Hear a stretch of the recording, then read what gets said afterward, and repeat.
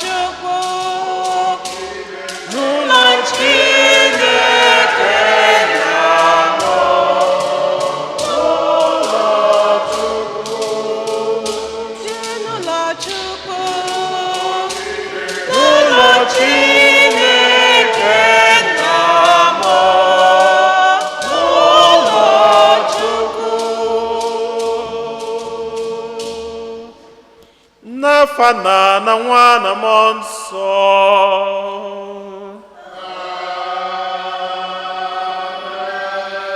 Ka ngọzi nke onye nwe anyị Jesu Kristi na ịhụnanya nke Chukwu na ịdịkọ n'otu nke mmụọ nsọ na-enye dịrị unu niile.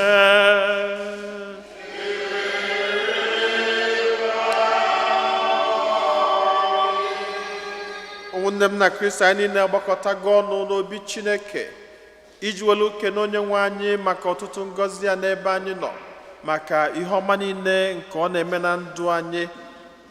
Today also we are celebrating the Black Catholic history. We remember the blacks and their adoption into Catholicism and the impact of Catholic Church among the black people in America. Anyị na-ekene Chineke maka ngọzi ya niile, anyị wee na-ayọ ka amala Chineke na-edu anyị, ka ebubie na-echekwaba anyị, na-agbazila anyị, ka izu ụka ọfụ n'ụwa nke anyị banyelụ mala anyị mma site na Kristi onye nwe anyị. Anyị nwezila ọtụtụ ebumnobi ndị ọzọ nke anyị ji gbakọta ọnụ na aja masị n'ụwa, ka anyị runatazie n'isi ya na ụmụnne m runye Chineke ebumnobi ndị ahụ niile.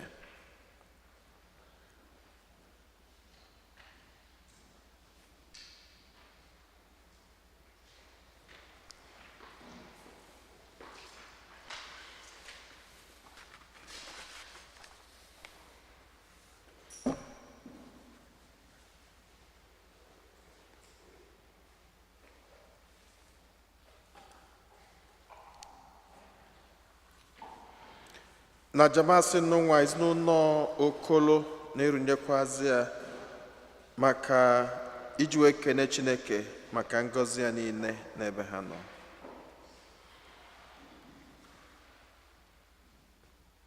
Ụmụnna, ka anyị kwado onwe anyị nke ọma maka nnukwu emme nke Eucharistia nwa site n'ikwupụta njọ anyị.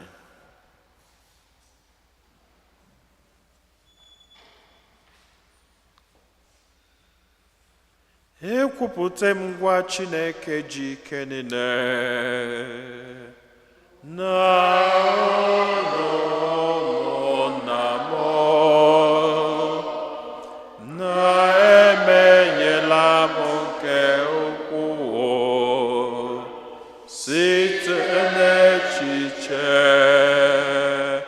na okwu n'omume na site n'ịrapụ ezi omume kwesịrị na mụ ga-eme site na mmehie m, site na mmehie m, site na mmehie m nke kasị ukwuu, ya ka m ji ayọ Maria dị ngọzi, Virgin ọbụ na ndị mmụọ na ndị nsọ niile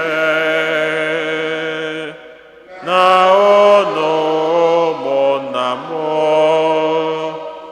ka unu rọbara m ose bụ ụwa Chukwu anyị ayịyọ, ka Chineke ji ike niile mere anyị ebere, gbaghara anyị njọ anyị, duru anyị na ndụ ebe.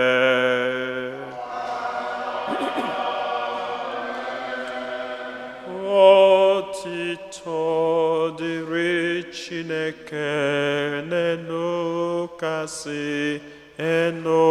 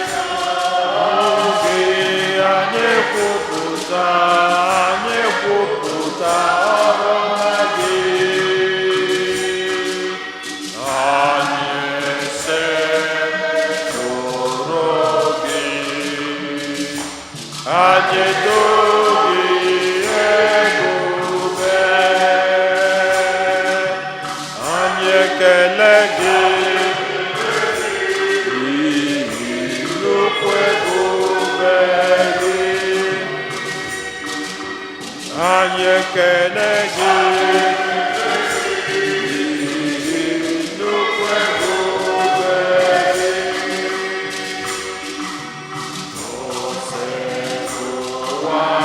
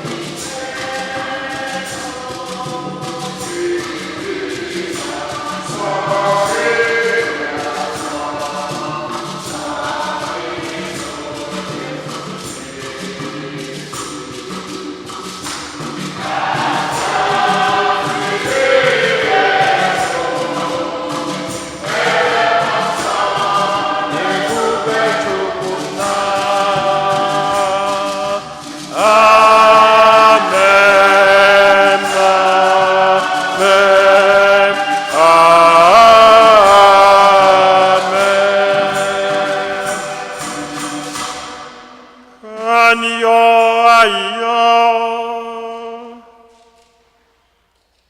dị nwenụ Chineke anyị, biko nye anyị aṅụrị ịdị na-efe gị mgbe niile, gị bụ onye ihe ọma niile si n'aka ya bịara anyị. Gee ka anyị na-agbara odibo, biko mee ka anyị site n'ịgbara gị odibo nweta aṅụrị zuru oke mgbe niile. Anyị yọrọ nke a site na dị nwenụ anyị Jesu Kristi nwa gị, gị na ya dị ndụ na-achị n'ịdịkọ n'otu nke mmụọ nsọ, otu Chukwu site n'ụwa ta ụwa niile.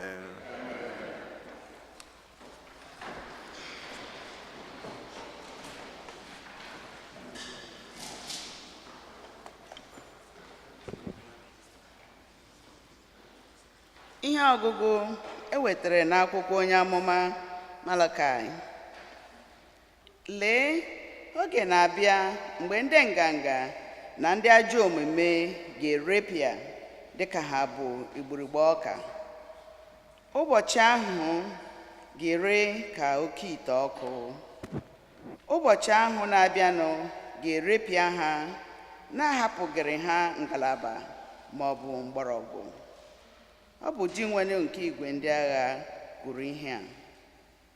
Ma banyere ọnụ bụ ndị na-atụ egwu aha m, ka anyanwụ nke ezi omume ga-awara. A ga-ewetakwara ọnụ ọgwụgwọ mgbe ọ na-enwukwasị ọnụ. Okwu nke Otebụrụwa. Di nwenụ na-abịa iji ịkwụba aka ọtọ na-achị mmadụ niile.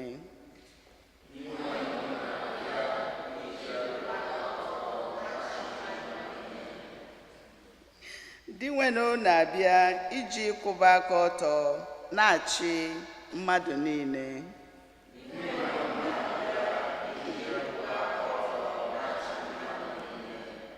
Were n'ụbọ akwara na olu abụ dị mma kwere di nwenụ ukwe ọma. Jiri n'opi ike na-ada ụda kwuo ukwe n'ihu eze ahụ bụ di nwenụ.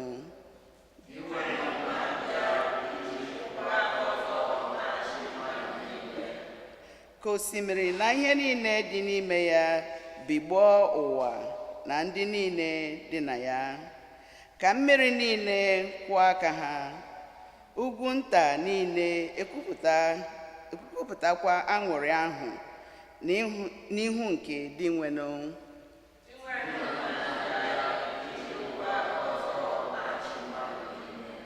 N'ihi na di nwenụ na-abịa ịchị ụwa, ọ ga-eji ịkwụba aka ọtọ na-achị ụwa, jirikwa eleghị anya n'ihu na-achị ndị mmadụ.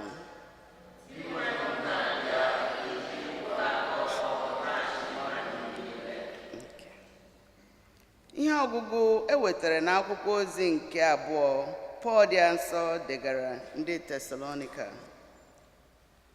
Unu onwe unu ma nke ọma ka o siri dị mkpa na unu ga na-eme ihe otu anyị siri mee mgbe anyị nọ n'etiti unu. Anyị ebighị ndụ aghara na umengwụ mgbe anyị nọ n'etiti unu. Anyị erighị nri onye ọbụla na-akwụghị ụgwọ, kama anyị rụsịrị ọrụ ike, dọgakwa onwe anyị n'ọrụ abalị na ehihie, ka anyị ghara iburu onye ọbụla n'ime unu ibu arụ. Ọ bụghị na anyị enweghị ike ịnọ unu ihe oriri, kama anyị mere nke a ka anyị wee tọọrọ unu ezi ụkpụrụ unu ga na-eso. N'ihi na ọ bụrụgodị mgbe ahụ anyị na unu nọ, anyị nyere ya unu dịka iwu na onye ọbụla jụrụ ịrụ ọrụ ya erikwala nri. Anyị nụrụ na ụfọdụ n'ime unu na-ebi ndụ umengwụ. Ha bụ naanị ndị oriri, ndị anya ha tọrọ n'ihe onye ọzọ, ndị na-achọkwaghị ịrụ ọrụ ọbụla. N'aha onye nwe anyị Jesu Kristi, anyị na-enye ndị dị otu a iwu, na-arịọkwa ha ka ha jiri nwayọọ hazie ndụ ha, mụta ịrụ ọrụ ka ha wee kpata ihe ha ga-eri. Okwu nke Otebụrụwa.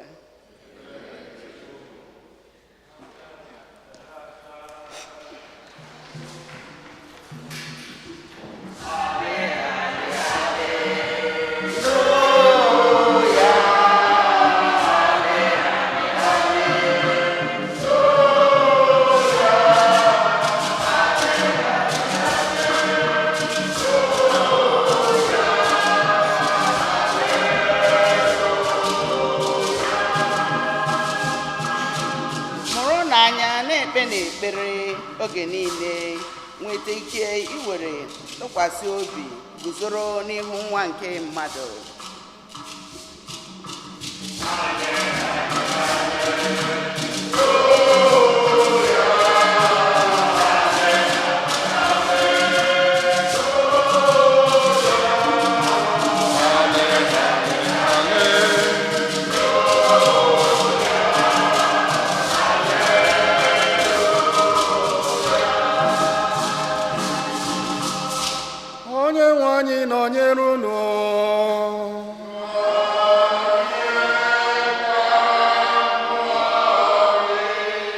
Ọgụgụ nke ya si n'ozi ọma dị nsọ ka Luku dere.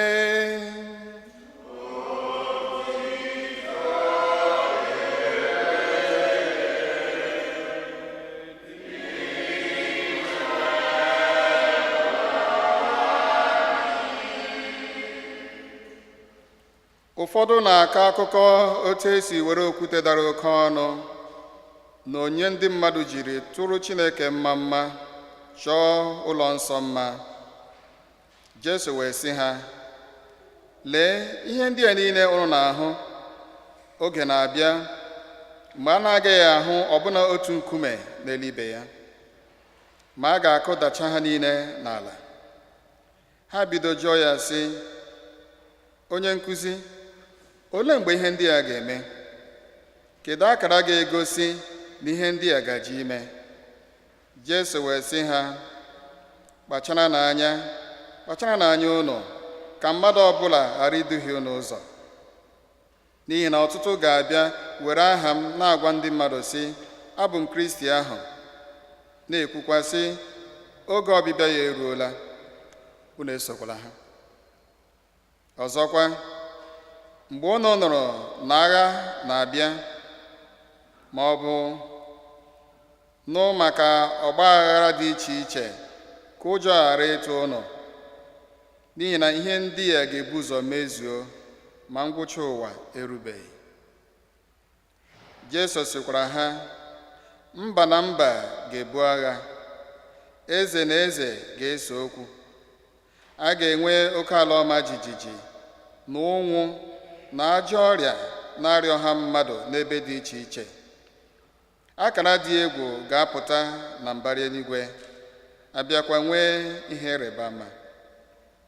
Ma tupu ihe ndị a niile emezuo, ha ga-ejide unu, butere unu okwu n'ụka. Ha ga-akpụta unu n'ụlọ ekpere ma n'ụlọ mkpọrọ, bịakwa kpụọ unu ikpe n'obi eze na n'ọgba ikpe ndị isi ala n'ihi aha m. A ga-akpụta unu ka unu gbara m akaebe. Ihe m gwara unu bụ, kpebienụ n'onwe unu tupu oge ahụ eruo na unu agaghị echegbu onwe unu maka ihe unu ga-aza. N'ihi na mụ onwe m ga-enye unu ọnụ okwu na amamihe nke onye ọbụla n'ime ndị na-emegide unu na-agaghị enwe ike iguzogide ma ọ bụ ịgbagha agbagha. Ọbụna nne na nna na ụmụnne unu na ikwu na ibe unu na ndị enyi unu ga-arara unu nye. Ụfọdụ n'ime unu ka a ga-egbu egbu. Mmadụ dum ga-akpọ unu asị n'ihi m, mana ọ gaghị efopụ unu ọbụla otu agịrị isi. Ọ bụ ndidi ka unu ga-eji digbuo ihe ụwa, ewere zọpụta ndụ unu. Ozi ọma nke o sepụrụ ụwa. Otito dịrị gị, Kristi. Ka anyị sikwa n'oziọma nke anyị na-enweta mgbaghara njọ. Amen. Ndị kwaya, nwere ihe unu na-ekwe?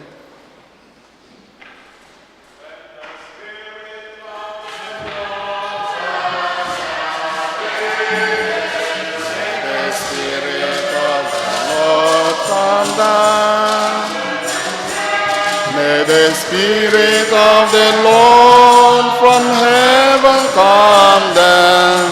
May the Spirit.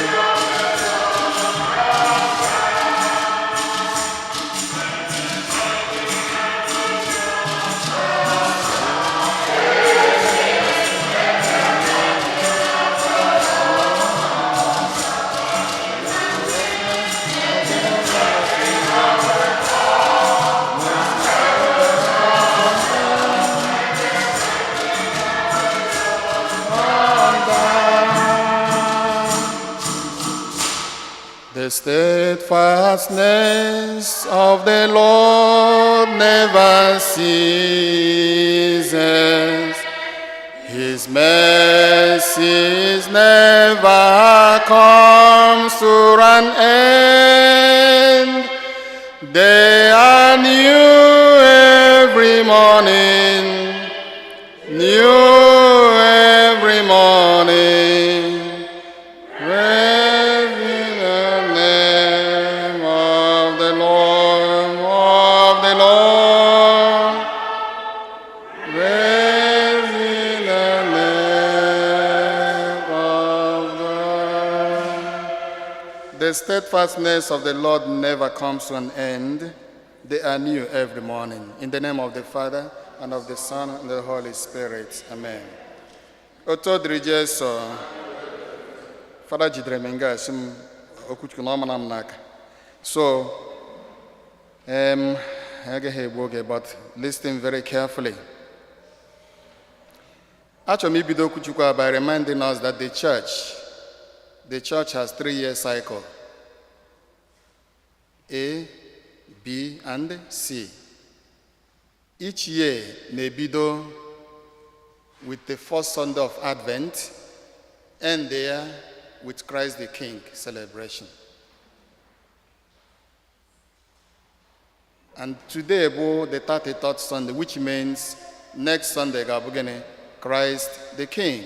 And that ends the year of the church, year C. Sunday calls on Soteya, Abruzia, the first Sunday of Advent.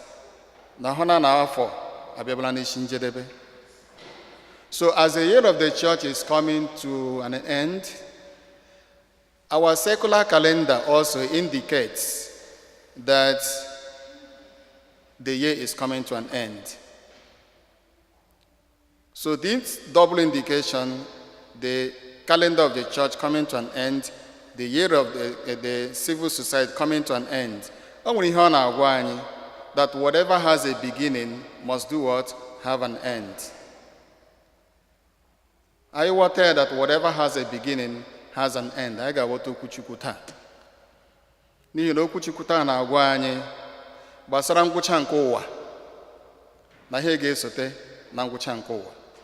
The end of the world and what comes after it.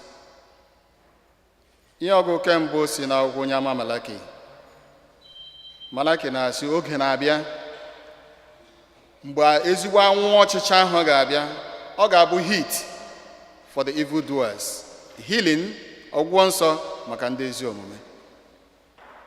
That day,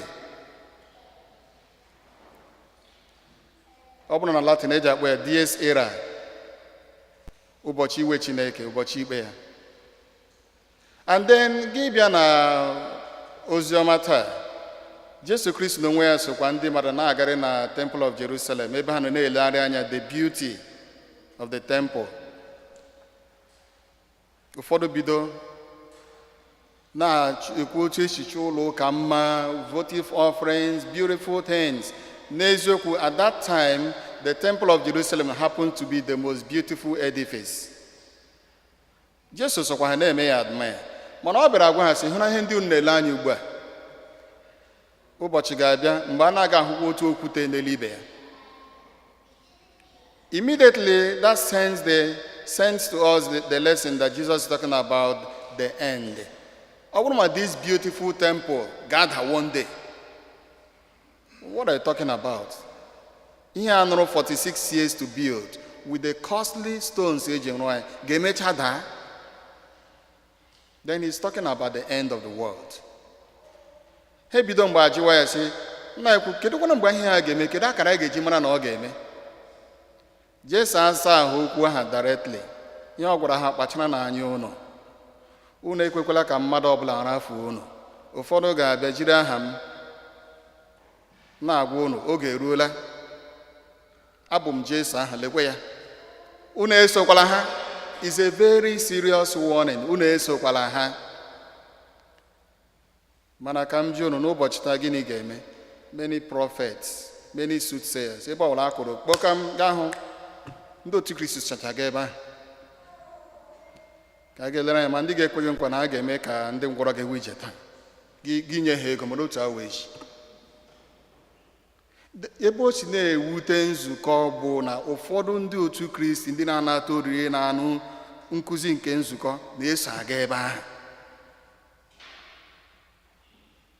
O nwere parish m ugbu a, ọ maka onye parish ọ na-amaghị onye ọ, mana ihe mere ya dị mma to just give us example. Ọ nọ na-agbagharị, why? Ị nwere ụlọ abụọ, tenancy bi na ya, so money is coming to your account. What is your problem? Enyi ya nwaanyị sị na ha ga-aga ebe dị etu a ka mara ma ihe ọ ga-adịrị ya mma. Ihe ga-adịrị gị mma, ile ihe ị chọrọ. Ọ gara ụbọchị ya gara Zion Church. Ndị sista na-agba onwe ha gburugburu. Ozugbo onye kpọ ya bịa kpọrọ ya bata, the leader of the group asị na-agwa ya nwa bịara abịa sị ya, nke nwa ka ha na-achọ, nke nwa ka ha na-achọ, nke nwa ka ha na-achọ, bata n'etiti. Onye na-achọ gị? Chọọchị ị na-agabeghị mbụ. The first time ị na-aga ya sị gị na ọ gị nwa ka ha na-achọ, gị bata n'etiti ka ekpere gị ekpere. Sheepishly she entered at the middle. Ekpechala ekpere, mana ọ lara that day. Ihe a mere kemgbe May. From May ruo taa, o nwetebe onwe. Mgbe ụfọdụ ị ga-ahụ very long hair esi n'aka ya ma ọ n'ikpere ya topụta, ọ dọpụtacha ya taa, echi ya etokwa ọzọ. Ọ dịka ewere nnọọ ihe dịka alụdegru spider nyapawa ya n'azụ. O nweghị ike ịkọwa ihe mere ya, bọta ọ bụghị taa ka ọ dị before ya ga-ekpere ahụ, mana ọ pụtala thinking na ọ gaji solve problem, ya pụtazi buru more problem. Unfortunately, there are others like her, Catholics. Ama m ụmụnne m ndị m na-agwakwu na-agara ụdị ije ndị a. Jesu si anyị, unu agakwala, don't go. The best thing you can do for yourself is to have that strong relationship with God. Believe you me. If you have that strong relationship, look, Chukwu said, "Dowere ya iwu ya, anyị ga-edowere ya iwu ya." Ị na-edowe iwu Chukwu, ọ ga na-ahụ gị n'anya, ihe ga na-adị mma. It's not a part of a gari dịka na-azụ ahịa church, gather from one place to the other. And so oziọma taa dị mkpa na anyị ga-ege ntị. Jesu agwala anyị ụfọdụ ihe ga-eme, ma nọsọ anyị ngwụsị ụwa abịa wedo, na-agbanyeghị ndị a ga-eme. Gwakwa anyị sị na atụla ụjọ, ihe ndị a ga-emecha, mana ngwụcha ụwa abịa wedo. Ihe ọrụ ha agwa anyị, between now and mgbe ọbụla ọ ga-abịa, we have the life to live now. What are you doing with your life? What are you doing? Ọ bụrụ nnọọ ma otu anyị si mara na individual nwa mmadụ agwụla mgbe o mechara anya ya n'ụlọ ọnwụ, nwoke ga-agwụla, nwoke ma agwụla ma mechie anya m, bụ na ụwa ka na-agakwa o. So supposing Chineke si gị nwoke ga-ezuru ugbu a, can you truly face him with clean heart? Kedu maka the confessions edowala anyị every week? Mmadụ kwesịga confession, mara na ị na-apụ na-abata every day. People are talking back at you, talking back at people. Enwere road rage. Ndị ma akpọsị gị gwe n'ụzọ. In a family gị the same thing. Somebody buru iwe lakpuo, buru iwe pụta, burukwa agawa ọrụ. Mana confession nọ. Ụfọdụ eburukwa etu a na-anata oriri. Ọ welele Chukwu anya n'iwu nke nzukọ. So Jesus is giving us the opportunity now to a kind of re-examine ourselves. Fine-tune your lives, and make it better and more presentable to God, because the time will come. In fact, yesterday, I'm not going to for Sunday. I don't know you need any record come mado. With the recording here, any angel recording them. Is any angel recording what I'm doing so that I'll be able to walk in? Say, Jude. Father Jude, you did this, you did that. And when any angel recording that, and lo and behold, Malachi chapter 3 verse 16, describe what the kingdom of God as one such organized that there are angels appointed to be recording human events. And Ezekiel chapter 9 verse 3 to 4, Paul angel Gabriel as a chief recorder. Recording what? My life. events, my obedience to God, my disobedience to God, my prayer life, my worldliness, everything about me being recorded for the judgment day. So, like otherwise, why would God talk to us about judgment in his kingdom? Something is happening. And that is why we're given the opportunity to be careful the way we live our lives. Make sure you are strongly connected with God in good relationship. Oh yeah, the most important thing. Because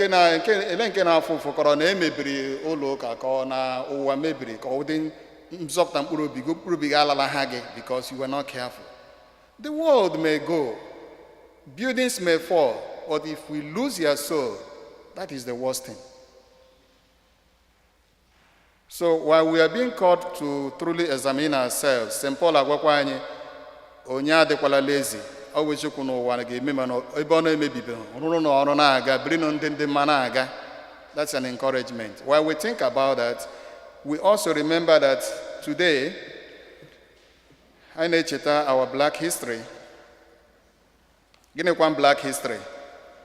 Black history was saw actually America or Alande Berabe, land of immigrants. People from several places, yeah, except the Red Indies, the natives. Ndi also ni nebera na ala Abraham. Ayi wa bia kwara ka ha siri bia.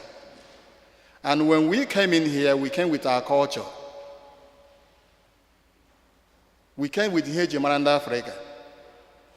So that his own blood. Language just as we are learning their own. But today, specifically, we remember, we are called to remember who we are. Those good things, Heji Maranda Africa, we should not throw them away. Unfortunately, many have already thrown away the language. Madole nonga umuhana asibo korokoro. Etola nwagi ilu nilo ya matihine ku madole. Onwe mara say anyị wa ndị oji bịara ndị anyị bịara nga asọ bekee sokarịa ndị oji ụmụ anyị amaghị Igbo. When anything to promote that language among them. It is very painful. The Spanish people, here na school English, no law Spanish. Umaka na asu the dual language. Mara very well, but in the so we need to work on that. There are some other things. It's part of us. Few days ago, somebody from the hospital. Now I say, well, where are you from? I'm an elevator. I said, are you from Ghana? I said, no, I'm from Nigeria. Oh, Nigerians, they are very religious people like Spanish people. I love the way they pray. They are always active in church. And I understand that very well. But I hope we are still like that. So we have to really examine ourselves individually, examine how we do things. Akụkọ eji mara anyị asị ndị ojii, akụkọ ọma eji mara anyị, anyị ka jikwa ebe anyị ka hapụla. Ihe ọsọkwara anyị melu mala home is home. Enweghị ihe mere n'ụwa asị ma bịa chawa uche ya onye ọcha mba. Etu am dị ka my culture dị ka agwa m dị nwere ike mụta few things to add to my life to improve it, but I can never be white. There are a few things I do which the white people like. They want to learn from me, just as I'm learning from them. So those good things that we do and we are known for should be developed. Then I would like to Black History Month. Put it up. Let people see what we can offer and not throw them away. So for organizing this, so I'm an invitation for it. That's why I'm here. And then I'm also happy to be asked to say this homily. And my prayer for all of us will be that the good Lord, who has given us this opportunity to re-examine ourselves as the year is ending, re-examine our lives as Black Americans, Christians, we should understand and never throw away the virtues eji mara anyị site na Kristi dị nwere anyị. Amen.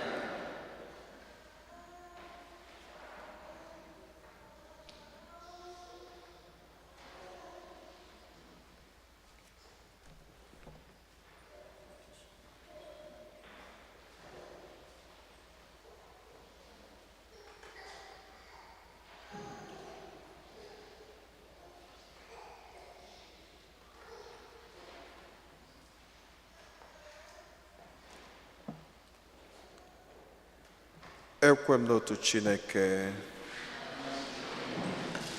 onye mere eluigwe na ala, ihe dum a na-ahụ anya na ndị anaghị ahụ anya, ya na otu onye nwe anyị Jesu Kristi, so otu nwa Chineke mụrụ, nna mụrụ tupu ụwa tụ ụwa niile, Chukwu si na Chukwu, ihe si n'ihe, ezi Chukwu si na ezi Chukwu, a mụrụ ya mụ eme ihe eme, ya na nna bụ otu ihe n'ihe ha ji bụrụ Chukwu, onye si na ya mee ihe dum, onye maka ihe anyị bụ mmadụ na maka ihe nzọpụta anyị si n'eluigwe gbadata, o were arụ na Virgin Maria, site na mmụọ nsọ, ọ bụrụ mmadụ, abịa kpọgbuo ya n'obe n'ihi anyị, n'oge ọchịchị Pontius Pilate, ọ taa ahụhụ, ọ nwụọ, enye ya, o bilitere n'ụbọchị nke atọ ka akwụkwọ nsọ siri kwuo, tọrọgoro n'eluigwe, nọdụ n'aka ndị Chukwu, ọ ga-abịaghachi ọzọ n'ebube ya, ibe ndị dị ndụ na ndị nwụrụ anwụ, onye ọchịchị ya na-enweghị njedebe. Ekwe na mmụọ nsọ, onye nwanyị na-enye ndụ, onye si na nna na nwa pụta, onye a na-esegburu na-etokọdo ya na nna na nwa, onye si na ndị amụma kwuo okwu. Ekwe m n'otu nzukọ nsọ Katọlik na Apọstọlik, ekwupụta m otu baptizim nke mgbaghara njọ, ana m atụ anya mbilite n'ọnwụ ndị nwụrụ anwụ na ndụ ụwa ga-abịa. Amen. Ekpere nke ndị kwelụnụ, ụmụnne m na Kristi, anyị niile agbakọtagokwa ọnụ ọzọ n'obi Chineke iji welu sọpụrụ onye nwe anyị, iji welukwazi ọtụtụ ebumnobi anyị gosipụta ya. Anyị na-ayọ ka iche ntị ma nụrụ anyị ya anyị. Mmadụ ịtọ ga-edu anyị n'ekpere nke ndị kwerenụ.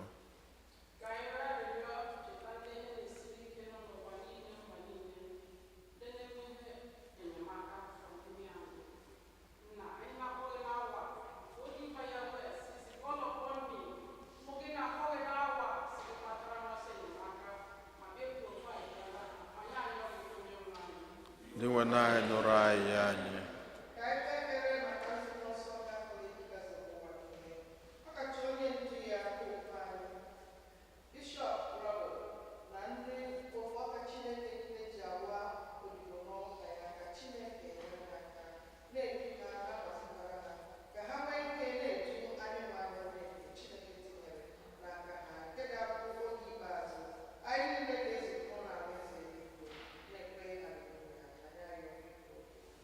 Ndị nwe na anyị nụrụ anyị anyị.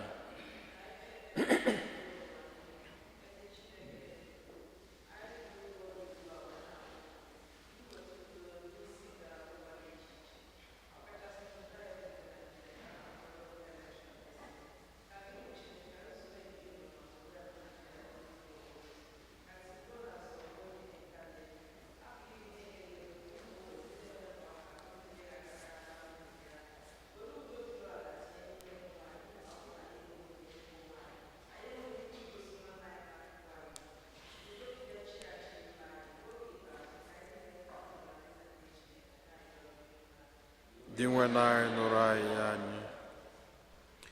Ka anyị natazie isi a nara onye Chineke ebumnobi ndị ọzọ niile.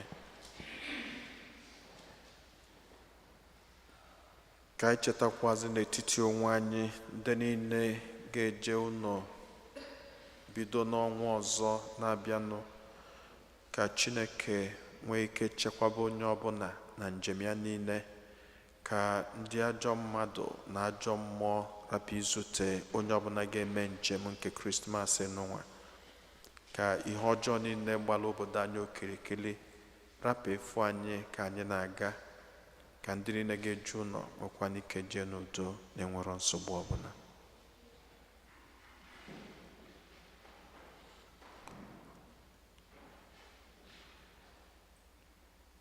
Chineke onye fụrụ anyị n'anya, anyị ewerugokwa ọtụtụ ebumnobi anyị, mkpa anyị niile, ọnọdụ ndụ anyị niile na-egosipụta gị n'ụzọ pụrụ iche. Anyị na-ayọ ka ichenu ntị n'ụlọ anyị ma gbuola anyị mkpa anyị niile ndị a karịa ka anyị pụrụ ịyọ gị site na Kristi onye nwe anyị.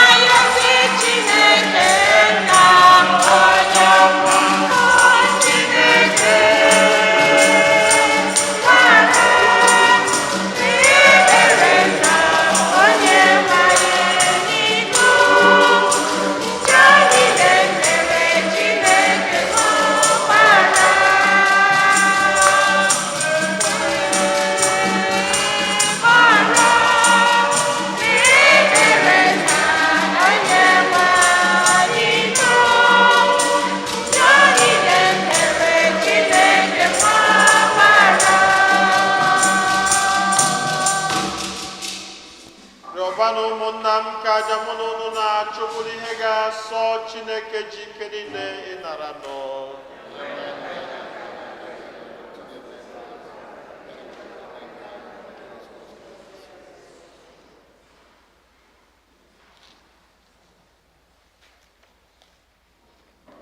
Dị nwanụ biko lekwasị anya na aja nke a anyị na-ehunyere ebube eze gị.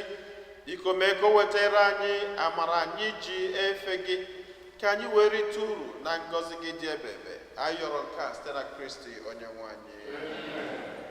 Onye nwe anyị na onye n'ụlọ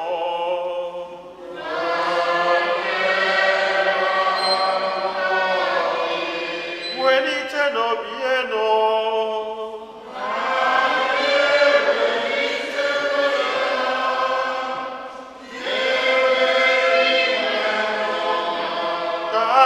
N'ụdị nwere Chukwu anyị ekene.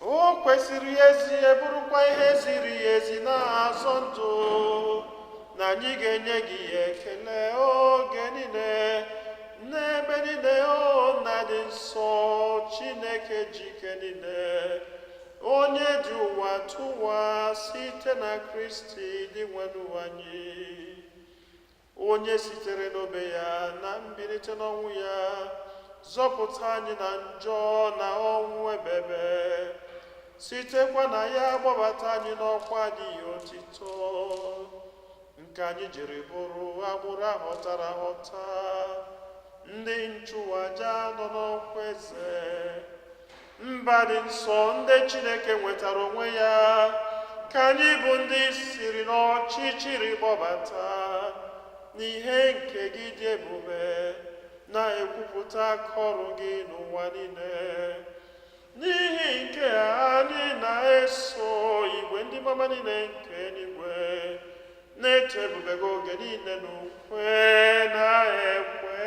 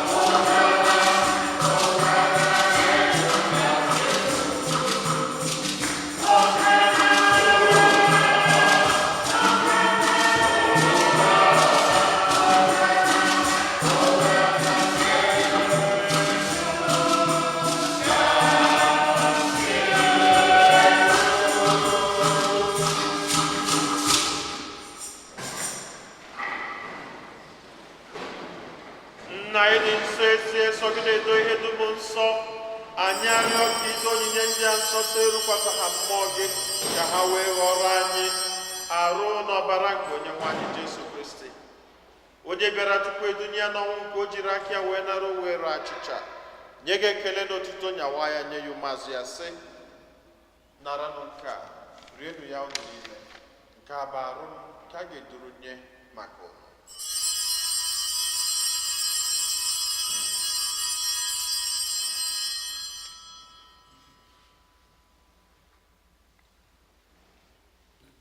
Otu akwa ka o si mee mgbe ha richara nri anyasị, o buru iko mmanya nyekwa gị ekele n'otuto, bunye ya ụmụazụ ya sị, naranụ nke a, ṅụọnụ ya unu niile, nke a bụ iko nke ọbara m, nke ọgbụgba ndụ ọhụrụ dị ebebe, a ga-agba ya n'ihi nna n'ihi mmadụ niile, ka e were gbaghara njọ, na-emenụ nke a na ncheta nke m.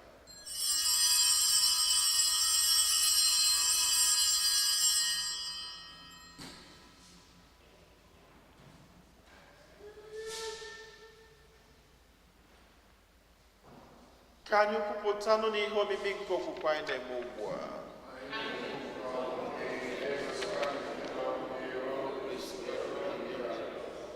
Nna, na ncheta nke ọnwụ na mbilite n'ọnwụ nke nwa gị, anyị ebunye gị achịcha nke ndụ na iko nke nzọpụta. Anyị na-ekele gị n'ihi na ikwere ka anyị dị mma ịkwụrụ n'ihu gị na-efe gị.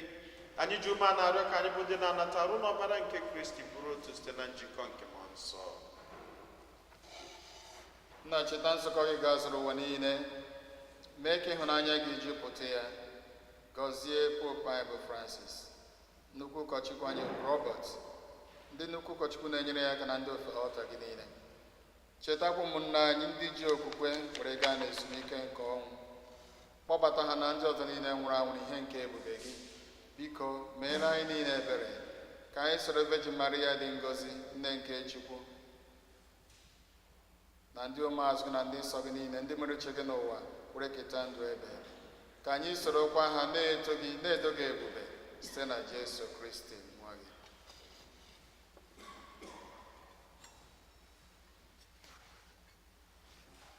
Ihe niile kere eke na-eso ya bụ Kristi, na-esikwa n'ime ya na n'aka ya, na ịdịkọ n'otu nke mmụọ nsọ, na-enye gị bụ Chukwu na ji ike niile, nsọpụrụ na otito niile, site n'ụwa tụ ụwa niile.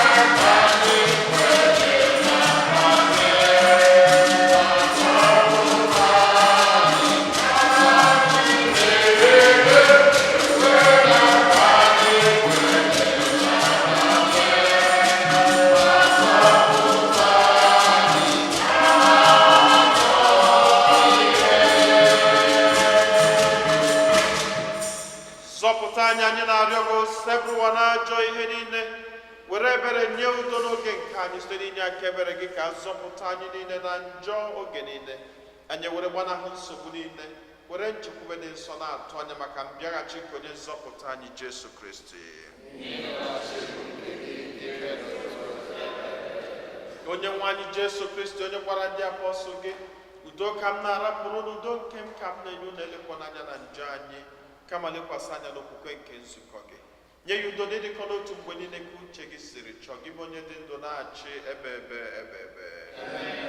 Udo nke ose bụ ụwa dịrị unu mgbe niile.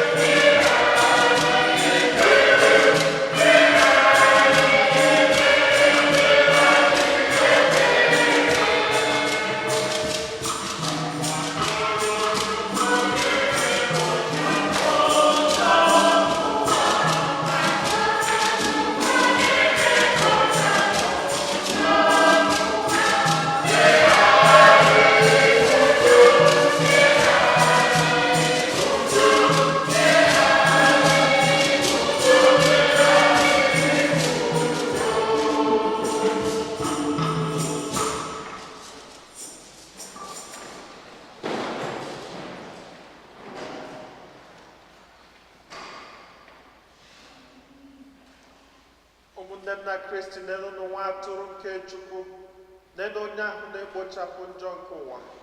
Anyị niile nwekwara isi ọma bụ ndị akpọ n'ori nke nwa atụrụ Chineke.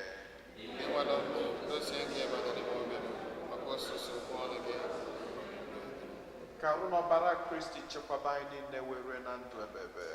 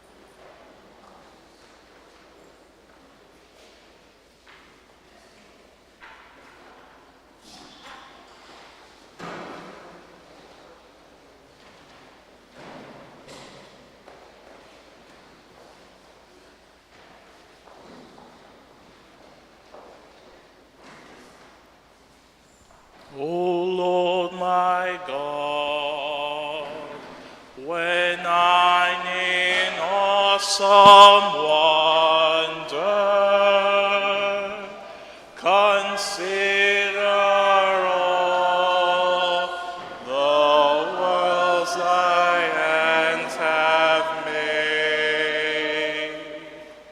I see the stars, I hear the rolling thunder. God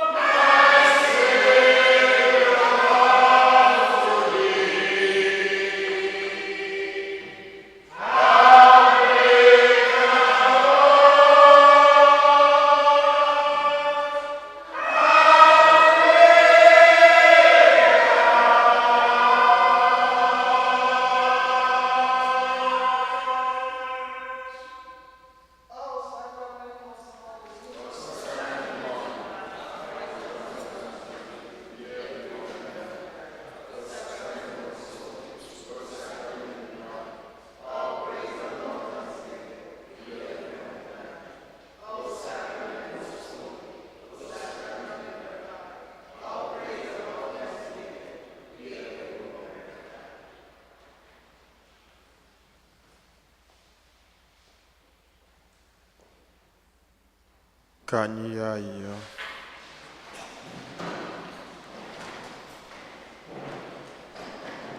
Dị nwenụ, anyị eriela ahụ na ọbara Kristi nwa gị. Nwa gị nyere anyị iwu ka anyị na-eme emume nke a na ncheta nke ya.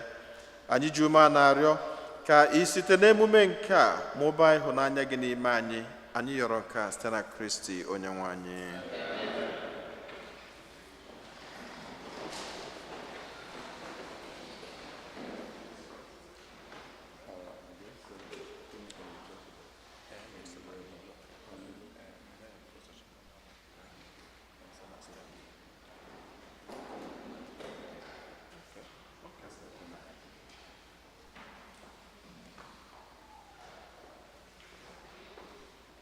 Otuto dịrị Jesu. Otuto dịrị Jesu. Second collection for Christmas flower. Imana aga beautify the church. So because generous donation. Choir. Boya Chukwu n'ọgaza. Boya Chukwu n'ọgaza n'ekpere. Mezo ya n'obiọma. Boya Chukwu n'ọga, boya zagi. Boya Chukwu n'ọgaza. Boya Chukwu n'ọgaza ekpere. Mezaya onye obiọma. Boya Chukwu n'ọgaza. Boya Chukwu no, boya Chukwu no, boya Chukwu n'ọgaza n'ebe gị. Mezaya n'obiọma. Boya Chukwu n'ọga, boya zagi. Boya Chukwu n'ọgaza. Boya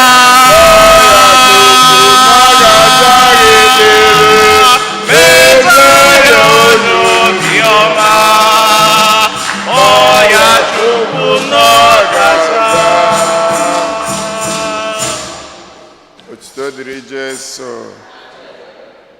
We remind you to fulfill your pledge in support of the Catholic Appeal Campaign so that our goal will be realized, those that will still having pledges. Please remember it's December that you have to fulfill it. We just told the diocese that we met our goal, but in pledge. So please try and fulfill the pledge. There is still room for donation too. Our religious education program is collecting the following items to support the migrants: gloves, hats, scarves, sweat socks, baby diapers, baby wipes, baby cream, toothbrush, toothpaste, soap, deodorant, only new item, please. This drive is being sponsored by the diocese. The last day to bring this item is November 14, which I think is tomorrow. Thank you. See the bulletin for complete details. As we continue to support our dinary drive for the migrants, this week item is baby diapers number 1 to 5. Thank you for your generosity. We invite all couples to a marriage encounter conducted, this is Spanish. I remember in English. Okay, please join us on Thursday, November 24 for Thanksgiving Mass. The parish will have 9 a.m. Mass. You may bring a basket of food that you will be sharing during the Thanksgiving dinner. It will be blessed during the Mass. Reminder, confirmation commitment ceremony for confirmation candidates next Sunday. Parents are required to attend, please, and the time is 9:15 Mass. We remind you that members of the Parish Council and we're meeting 17th, 7 p.m. Ndinna, we thank you for coming for the Black Catholic Black history. You know, there are differences. The Black history is February. The Catholic, if you are a Catholic and you are Black, the month is now. So we thank you for coming. We will have a picture like a tablet, forum. That's why Kevin Jagari has a picture. But before, Ndina put up for blessing, everybody will come up. Kande Fadaka Yafefa. We have a group picture. Before that process is outside, we take a picture outside. Ya kai we mwata okai mwata kuo outside. Otito diri Jesu. Ndina, today is your blessing. Come on.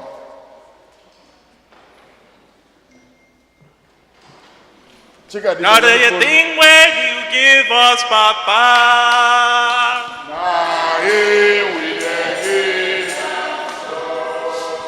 Now the thing where you give us, Papa. Oh. Papa,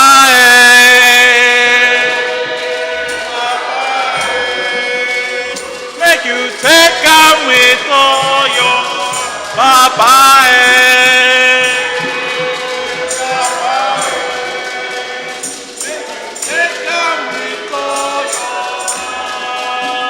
Now the gift where you give us, Papa.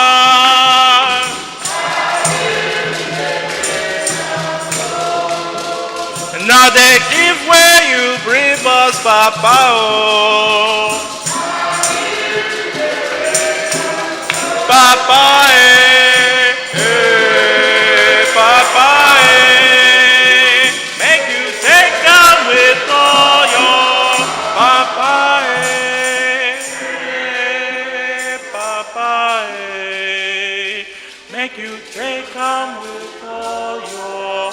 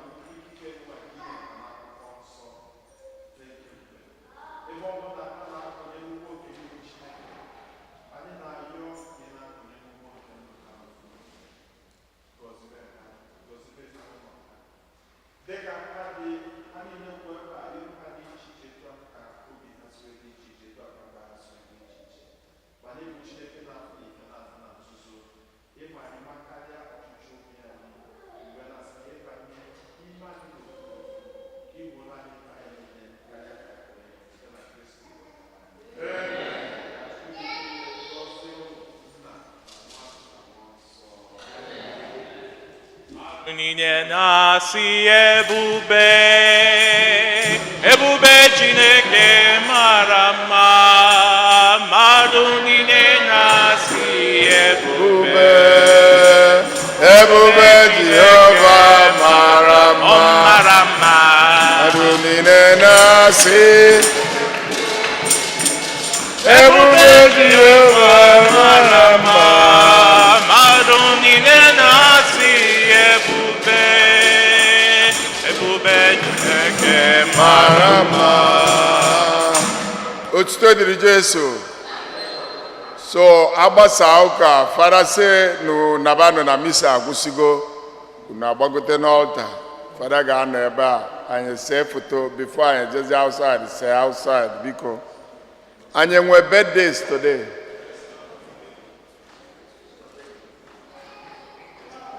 Oh. The Lord be upon you. we bless you. May the blessings of the Lord be upon you. We bless you in the name of the Lord. Happy birthday. Happy birthday to you. Happy birthday to you. Happy birthday, dear Dada. Happy birthday to you. Ka Chineke efula anyị n'anya gọzie unu. Onye tinyela afọ n'elu afọ unu ka amali ya na-edu unu mgbe niile. Ka afọ nke ka na-abịa n'iru makarịa nke unu bigoro ebi. Ka amala Chineke chekwaba unu bido kịta wee ruo mgbe ebi ebi n'afa Nna na Nwa na Mmụọ Nsọ. Any anniversary. Okay. Otito dịrị Jesu. Anyị nwee ndị ọfụ. Otito dịrị Jesu. So ekwuo na banị n'udo unu agbagote n'ọlta.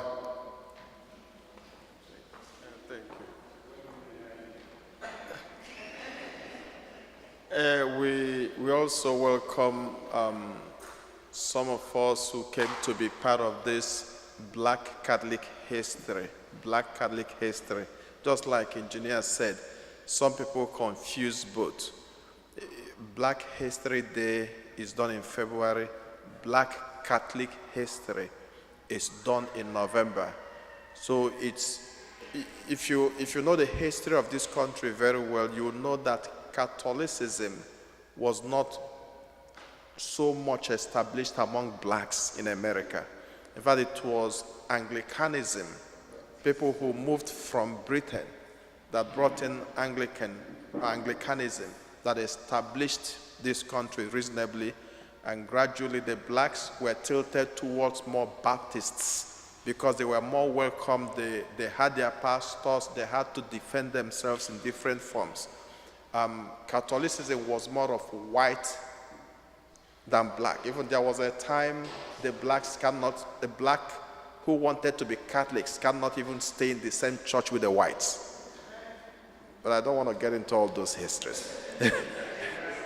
But whatever the case is, so that's part of liberation, liberating ourselves, establishing who we are, that we can also be blacks and be good Catholics. And that's what we are. And so that's what we are celebrating today.